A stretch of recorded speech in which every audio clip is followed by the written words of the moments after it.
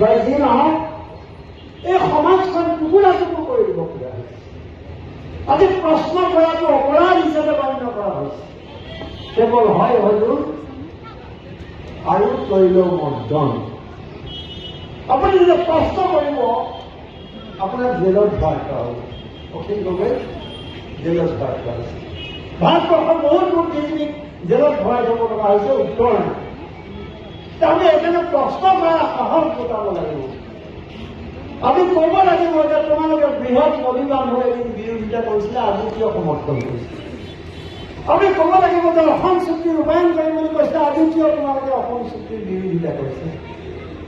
NRC আমি মানে বুকুত ছটিয়াই কথা কৈছিল অমিত শ্বাহে, কংগ্ৰেছক গালি পাৰিছিল, গোটেই দেশত NRC কৰিম বুলি কৈছিল।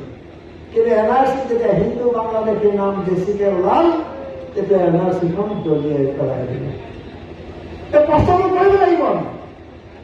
ইয়াত আহিব আমাৰ জয় অসম, জয় অসম কওক। এটা আমাৰ অন্তৰৰ পৰা ওলাইছে, অন্তৰৰ পৰা ওলাইছে নাই? এই জয় অসমৰ ঠাইত তেওঁলোকে আনি দিছে কেতিয়া? জয় শ্ৰীৰাম।